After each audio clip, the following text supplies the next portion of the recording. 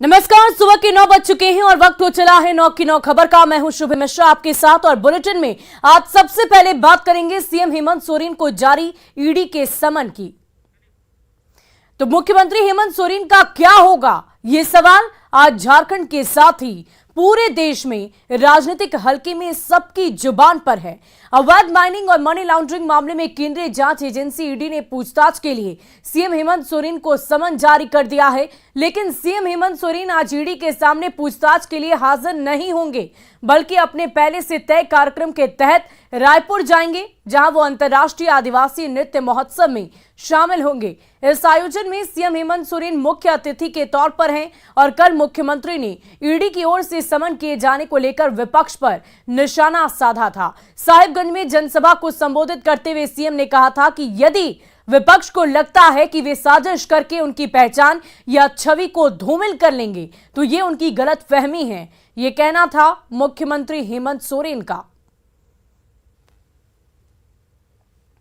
तो सीएम हेमंत सोरेन के लिए ईडी के सामने हाजिर होने की बात सामने आई है। लेकिन इन सब के बीच खबर तो यह है कि आज जो उनका पहले से कार्यक्रम तय किया गया था, जिस तय कार्यक्रम में उन्हें शामिल होना है, उस कार्यक्रम के लिए वो आज रायपुर जाएंगे और वहां पर शामिल भी होंगे। मुख्य अतिथि के तौर पर उन्हें वहां पर आमंत्रित किया गया है। वहीं अवैध खनन और मनी लॉन्ड्रिंग मामले की जांच कर रही ईडी ने मुख्यमंत्री हेमंत सोरेन को समन जारी कर आज पूछताछ के लिए बुलाया था। लेकिन सीएम ने यह साफ कर दिया है कि 15 नवंबर तक उनका कार्यक्रम है और वो व्यस्त रहेंगे। ऐसे में पूछताछ के लिए हाजिर नहीं हो पाएंगे। मिली जानकारी के अनुसार दिल्ली से ईडी के संयुक्त निदेशक कपिल राज खुद पूछताछ के लिए रांची पहुंचे हैं।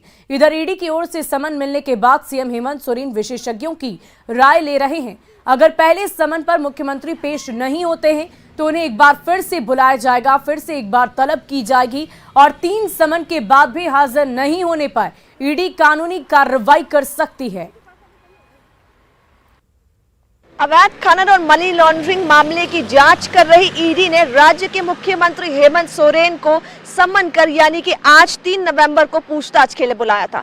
पर कल शाम ही मुख्यमंत्री ने पूर्व निर्धारित कार्यक्रम की सूचना जारी कर यह साफ कर दिया है कि आने वाले 15 नवंबर तक वो किसी भी पूछताछ में शामिल नहीं हो पाएंगे, ईडी के दफ्तर नहीं पहुंच पाएंगे। इसके साथ ही दिल्ली से ईडी के संयुक्त निदेशक कपिल राज बुधवार को ही पूछताछ के लिए राजधानी रांची पहुंचे थे। हालांकि यह तय है कि हेमंत सोरेन आज ईडी के दफ्तर नहीं आएंगे। इसके साथ ही नियम अनुसार मुख्यमंत्री को एक बार सम्मन दिया जा चुका है और इसके बाद कुल मिलाकर 3 सम्मन दिया जाएगा। अगर मुख्यमंत्री फिर भी दफ्तर नहीं पहुंचते हैं तो ईडी कानूनी कार्रवाई कर सकती है। रूपाली त्रिपाठी, न्यूज़ 18 रांची। और इस पूरी खबर की अधिक जानकारी के साथ हमारे संवाददाता ओम प्रकाश हमारे साथ फोन लाइन पर जुड़ चुके हैं। ओम प्रकाश, सीएम के कार्यक्रम को लेकर क्या कुछ जानकारी है? क्या वो वाकई ईडी दफ्तर आज नहीं पहुंच रहे हैं? ये कयास तो लगाए जा रहे हैं कि शायद हेमंत सोरेन मुख्यमंत्री जो हैं वो आज ईडी दफ्तर न पहुंचे, लेकिन फिर भी जिस तरह से सियासी गहमा गहमी है और कुछ राजनीतिक दलों का एक धड़ा है जो सत्ता पक्ष का है, वो उसका भी कहना है कि ईडी दफ्तर जाना चाहिए। लेकिन कल विधायकों के साथ भी एक मंतव्य हुआ है। उम्मीद की जा रही है कि हो सकता है कि मुख्यमंत्री हेमंत सोरेन चले भी जाएं, क्योंकि ईडी के साथ जो बातचीत करनी है वो हो सकती है। लेकिन जिस तरह से पूछताछ के लिए सम्मन भेजा गया था, लेकिन एक धड़ा ये भी कह रहा है कि मुख्यमंत्री कोई खिलौना नहीं जो एक सम्मन ईडी के बुलावे पर तुरंत ही ईडी के दफ्तर पहुंच जाए। हालांकि ईडी दफ्तर में जो तैयारियां हैं वो पूरी तरह से कर ली गई हैं। खासतौर से सीआरपीएफ के जवान जो है वो बढ़ चले हैं, सुरक्षा व्यवस्था जो है वो चाक चौबंद की जा रही है। फायर ब्रिगेड का वाहन भी वहां पर पहुंच चुका है। तो देख सकते हैं कि ईडी के दफ्तर में पूरी तरह से तैयारी है। ईडी का मानना है कि मुख्यमंत्री आ सकते हैं, तो जिस वजह से तैयारियां जोरों पर है। तो देखना होगा कि मुख्यमंत्री का शेड्यूल क्या है और किस तरह से मुख्यमंत्री आगे की जो जाने का छत्तीसगढ़ है या उससे पहले जाते हैं या फिर क्या कुछ होता है। तो थोड़ा इंतजार करना होगा, जिसके बाद स्थितियां पूरी तरह से स्पष्ट हो पाएंगी। जी, इस पूरी खबर पर नजर बनाए रखें ओम प्रकाश, और बहुत बहुत शुक्रिया हमारे साथ जुड़ने के लिए। और देखिए, बड़ी खबर आपको बेगूसराय से बता दें, जहां सदर अस्पताल में गोलीबारी में घायल एक युवक की इलाज के दौरान मौत हो गई।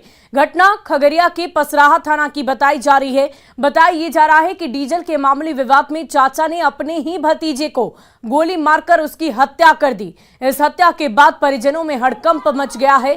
परिजनों ने बताया कि डीजल के विवाद को लेकर आरोपी राजेश यादव और अनिल यादव के साथ मारपीट हुई। इस मारपीट में अनिल यादव गंभीर रूप से जख्मी हो गए। जब शाम में मारपीट की शिकायत अमित कुमार ने राजेश यादव से कहने के लिए पहुंचे तो इसी से नाराज होकर राजेश यादव ने गोलीबारी शुरू कर दी। इस गोलीबारी के दौरान अमित के सीने में एक गोली लगी और बड़े भाई को सिर में गोली लग गई, जिससे दोनों भाई गंभीर रूप से जख्मी हो गए। आनन फानन में दोनों भाई को इलाज के लिए बेगूसराय के सदर अस्पताल लाया गया, जहां छोटे भाई यानी कि अमित कुमार की मौत हो गई, जबकि बड़े भाई करण कुमार गंभीर रूप से अभी भी जख्मी हैं। इस घटना से परिजनों में कोहराम मच गया है। ये बोलने गया क्यों मारा भाई, बोला मारो, गोली मार दिया। तो इसका कौन लगता है मारने वाला? मारने वाला चाचा लगता है। अपना चाचा? हाँ ना, चचेरा। अच्छा, क्या? राजेश यादव और राजा यादव और लीलम्बर यादव तीनों मिलके मारा। इसके पिताजी कब मारा था? मारा था 4 बजे चौर में। हाँ, अच्छा। इसी बोलने गया कि हमारे पिताजी को क्यों मारा, बस इसी से नाराज होकर गोली मार दिया। हाँ। और देखिए, किशनगंज में भाई ने भाई की गोली मारकर हत्या कर दी है। घटना कुर्लीकोट थाना इलाके के गुलशन भिट्टा गांव की बताई जा रही। हत्या का आरोपी मृतक का चचेरा भाई है और चुरली पंचायत समिति सदस्य लीली खातून का बेटा है, जो अपनी मां के पद के प्रतिनिधि के तौर पर काम करता है। घटना को लेकर एसडीपीओ ने कहा कि पुलिस को इस गोलीकांड की अप्रत्यक्ष रूप से जानकारी मिली है। मामला घरेलू था, इसलिए उसे मैनेज करने की कोशिश की जा रही थी। बावजूद इसके पुलिस ने दबिश देकर शव को अपने कब्जे में लेकर पोस्टमार्टम के लिए किशनगंज सदर अस्पताल रेफर कर दिया है।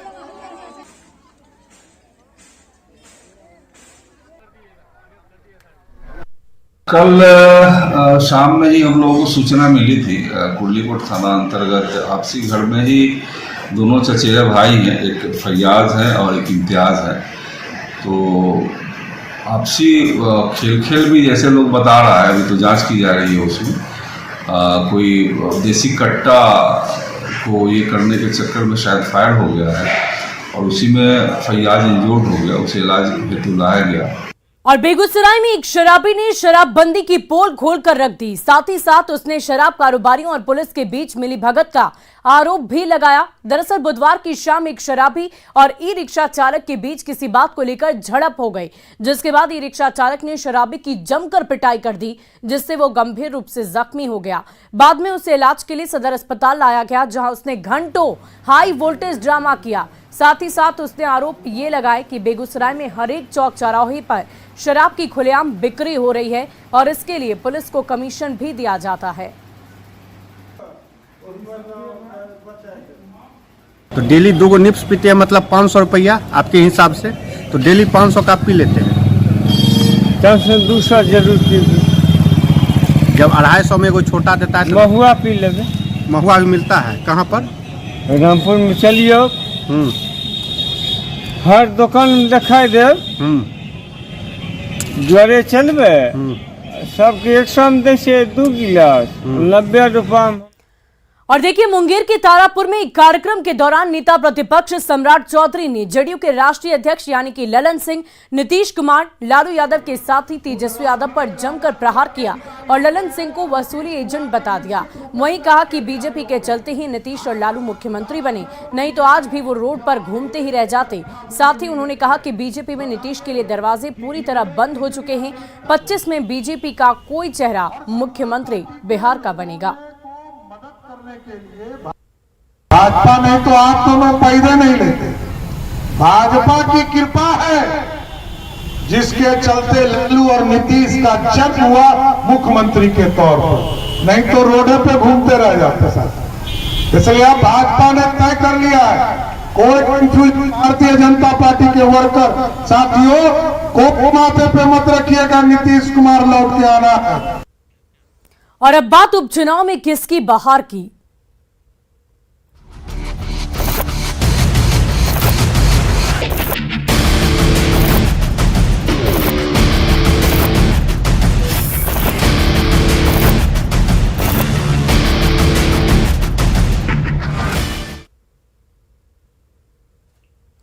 और देखिए, मोकामा और गोपालगंज में सुबह से ही मतदान की प्रक्रिया लगातार जारी है। उपचुनाव के लिए वोटिंग शुरू हो चुकी है। कड़ी सुरक्षा के बीच वोटिंग कराई जा रही है। शाम 6 बजे तक वोट डाले जाएंगे। मोकामा में सुबह 9 बजे तक 11.57% मतदान पूरे किए जा चुके हैं। तो ये बड़ी खबर आपको दे रहे हैं। उपचुनाव के लिए वोटिंग की प्रक्रिया शुरू हो चुकी है। लगातार वोटिंग कराई जा रही है और कड़ी सुरक्षा के बीच किसी तरह की अप्रिय घटना ना घटे, इसके मद्देनजर पूरी सुरक्षा के इंतजाम किए गए हैं। ड्रोन से निगाहें रखी जा रही है और इन सब के बीच मोकामा में 11.57% मतदान अभी तक हुए हैं। और बिहार विधानसभा की 2 सीटों पर हो रहे उपचुनाव के लिए मतदान शुरू हो चुका है। गोपालगंज और मोकामा सीट पर होने वाले उपचुनाव के लिए मतदान शाम के 6 बजे तक वोट डाले जाएंगे और इन दोनों सीटों पर सीधी लड़ाई बीजेपी बनाम आरजेडी की है। मतदान को लेकर मतदाताओं में गजब का उत्साह देखने को मिल रहा है। वहीं बूथ पर सुरक्षा के कड़े इंतजाम किए गए हैं। डीएम और एसपी खुद कंट्रोल रूम से चुनाव पर नजर बनाए हुए हैं। बूथों पर ड्रोन से निगरानी भी रखी जा रही है।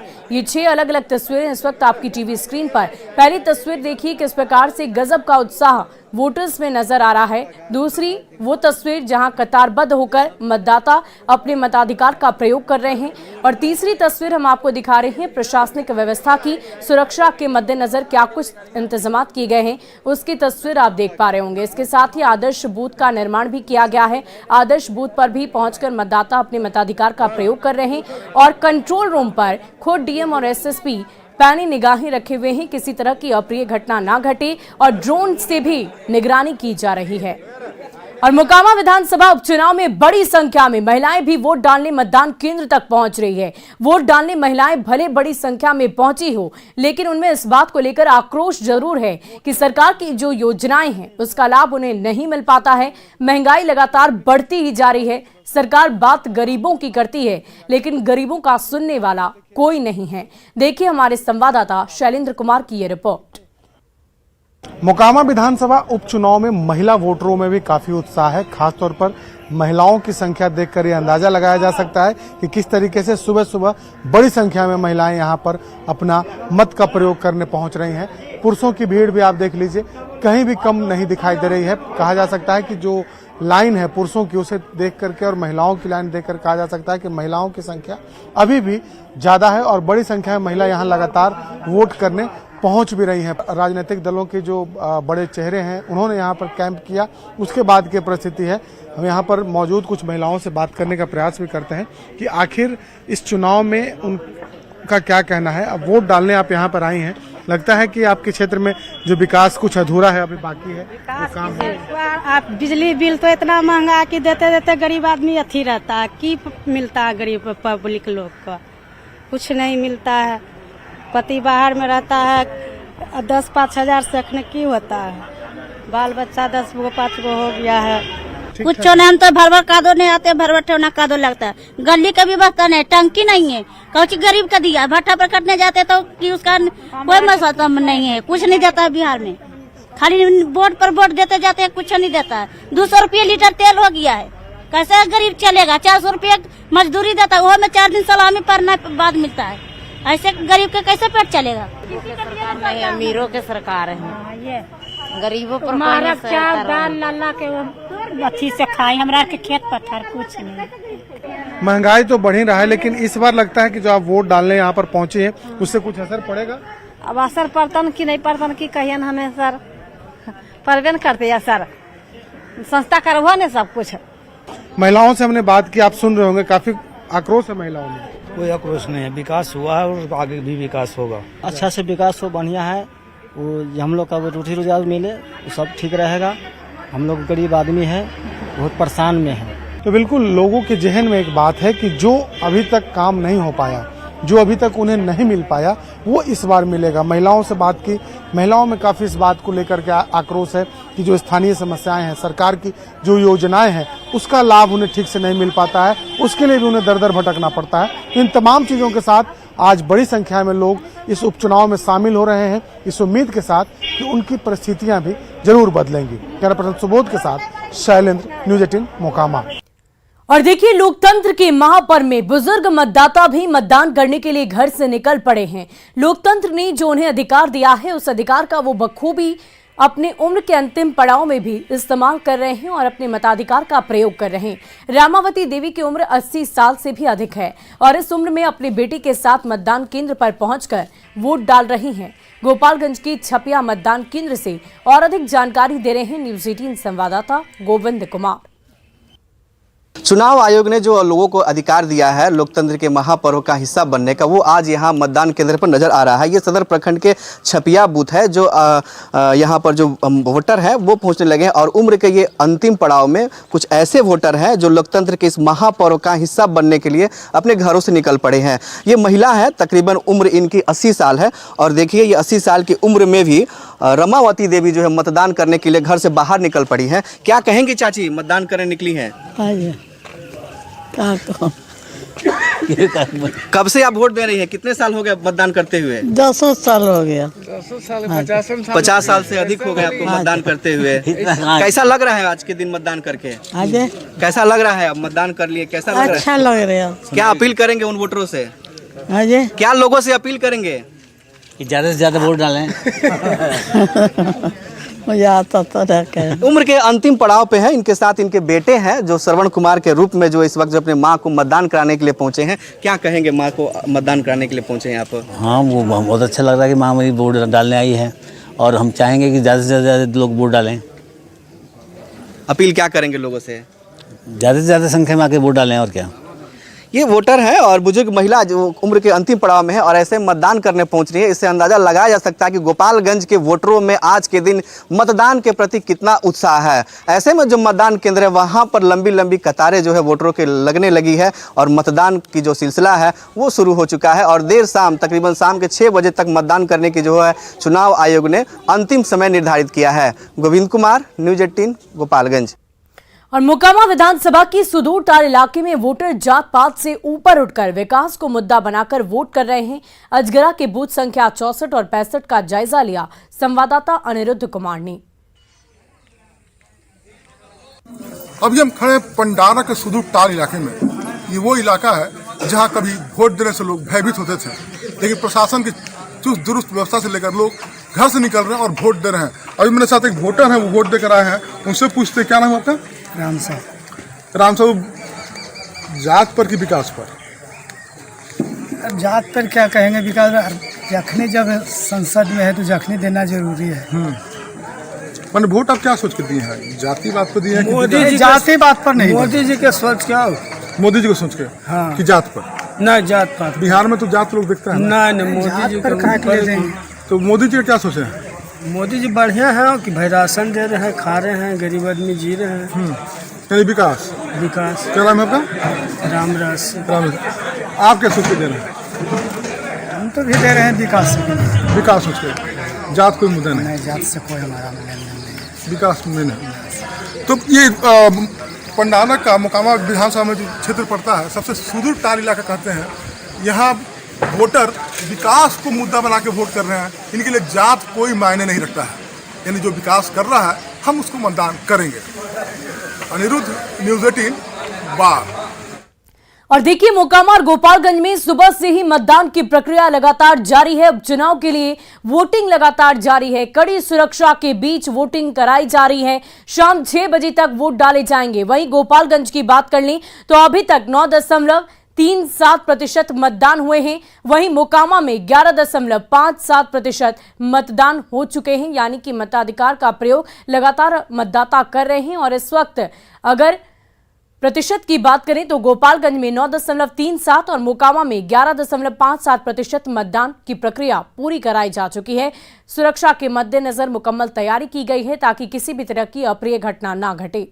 वहीं मोकामा में चुनाव ड्यूटी से आए हुए एक कर्मी की हार्ट अटैक से मौत हो गई। मतदान शुरू होने से पहले देर रात ही मौत हो गई। मोकामा विधानसभा के पंडारक प्रखंड के मानिकपुर गांव स्थित बूथ संख्या 46 पर तैनात जवान की मौत की खबर सामने आई है। मृतक संजय कुमार धनरुआ के रहने वाले थे। पीएचईडी विभाग में पियून के तौर पर वो कार्यरत थे और हार्ट अटैक से अचानक ही उनकी मृत्यु हो गई। सभी जगह शांतिपूर्वक मतदान का कार्य प्रारंभ हो चुका है। एक बड़ी दुखद घटना घटी है कि आज प्रातः 4:30 बजे हमारे एक मतदान कर्मी तृतीय P3 जिसको कहते हैं, वो फ्रेश होने के लिए उठे और फिर उनकी तबीयत घबराहट जैसी होने लगी, तो उन्होंने सहकर्मियों को बताया और हम लोग एम्बुलेंस भेजे वहाँ पे मतदान केंद्र संख्या 46 में। वहाँ से हॉस्पिटल, सब डिविजनल हॉस्पिटल ले जाने के क्रम में हृदय गति रुक जाने से उनका देहांत हो गया। और देखिए, गोपालगंज में विधानसभा उपचुनाव में महागठबंधन के समर्थित आरजेडी प्रत्याशी मोहन प्रसाद गुप्ता ने मतदान किया है। मतदान के बाद ये बड़ा आरोप लगाया कि कई बीएलओ मतदान की पर्ची नहीं पहुंचा पाए हैं और इसके कारण लोगों को खासा परेशानी उठानी पड़ रही है। उन्होंने कहा कि विकास के नाम पर लोग मतदान कर रहे हैं। आरजेडी प्रत्याशी से बातचीत की न्यूज 18 संवाददाता गोविंद कुमार ने। मतदान की प्रक्रिया हुए लगभग 1.5 घंटे से अधिक हो गए और इस वक्त करीब 9 बजने जा रहे हैं और ये छपिया बूथ है गोपालगंज सदर प्रखंड के और यहाँ आरजेडी के प्रत्याशी जो है मोहन प्रसाद गुप्ता वो मेरे साथ है। इन्होंने मतदान का प्रयोग कर लिया है और इनसे हम बात करते हैं, क्या कुछ कहेंगे। मतदान की प्रक्रियाएं शुरू हो गई है, क्या चल रहा है? काफ़ी अच्छा है, प्रशासन चुस्त दुरुस्त है और सभी ग्रामीण सभी आराम से आकर के मतदान कर रहे हैं, तो ठीक है, सब ठीक चल रहा है। सभी जगह ठीक ठाक चल रहा है? हाँ, सब ठीक चल रहा है। अब तक क्या सूचनाएं मिल रही है आप लोगों को? सूचनाएं मिल रही है हर जगह तो ठीक ठाक है। छिटपुट कहीं कहीं बीएलओ जो है, बीएलओ पूंजी नहीं पहुंचाया है और मतदान में बीएलओ बैठा भी नहीं है, तो ये गड़बड़ी है। कभी कभी हर बूथ पे भी यहीं पर यहाँ पे कोई बीएलओ नहीं बैठा हुआ है, तो ये बड़ी शिकायत है। आपने मतदान कर दिया? हाँ, हमने मतदान कर दिया। क्या कहेंगे? देवतुल्य जनता जानती है कि विकास यहाँ हुआ नहीं है। विकास का मुद्दा है दवाई, पढ़ाई, लिखाई, रोजगार और कार्रवाई, यही सब मुद्दा है।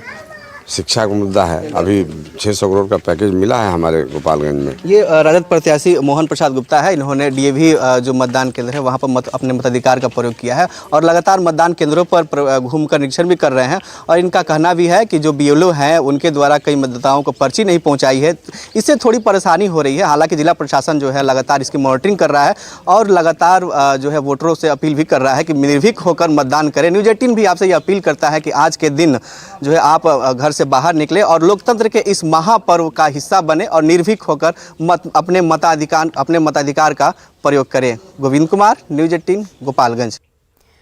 तो मोकामा और गोपालगंज में सुबह से ही मतदान की प्रक्रिया लगातार जारी है। सुबह 7 बजे से वोटिंग करने के लिए लोग अपने घरों से बाहर निकल रहे हैं। न्यूज 18 भी आपसे यही अपील करता है कि लोकतंत्र के इस महापर्व में बढ़ चढ़कर हिस्सा लें, अपने मताधिकार का प्रयोग अनिवार्य रूप से जरूर करें और न्यूज 18 लगातार आपको पल पल की जानकारी इस उपचुनाव से संबंधित देते रहेगा। किसकी बहार इस बार उपचुनाव में देखने को मिलेगी, इसकी जानकारी न्यूज 18 पर लगातार आप देखते रहें। फिलहाल इस बुलेटिन में अभी के लिए बस इतना ही। आप बने रहें न्यूज 18 बिहार झारखंड के साथ।